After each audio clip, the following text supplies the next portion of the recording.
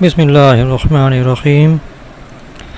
حضرت عبداللہ بن مسعود رضی اللہ عنہ فرماتے ہیں کہ حضور صلی اللہ علیہ وسلم نے یہ دعا مانگی: اے اللہ، اسلام کو عمر بن خطاب یا ابو جہل بن ہشام کے ذریعے قوت عطا فرما۔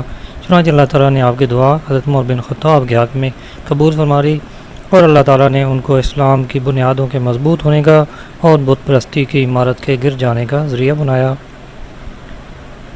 ایک اور روایت ہے، حضرت ثوبان رضی اللہ عنہ کی ایک حدیث صحابہ اکرام کی سختیاں برداشت کرنے کے بعد میں آئے گی۔ اس میں حضرت عمر کی بہن فاطمہ اور ان کے خاوند سعید بن زید کی تکلیف برداشت کرنے کا ذکر ہے، اور پھر اس حدیث میں یہ مضمون ہے کہ حضور صلی اللہ علیہ وسلم نے حضرت عمر رضی اللہ عنہ کے دونوں بازوؤں کو پکڑ کر جھنجھوڑا اور فرمایا: تمہارا کیا ارادہ ہے اور تم کیوں آئے ہو؟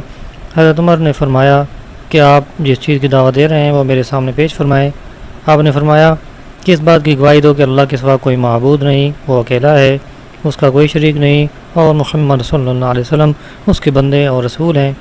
حضرت عمر یہ سنتے ہی اسی جگہ اسلام لے آئے، اور حضرت عمر نے عرض کیا کہ آپ اس گھر کو چھوڑیں اور مسجد حرام تشریف لے چلیں کہ وہاں جا کر کافروں کے سامنے کھلم کھلا اللہ کی عبادت کریں۔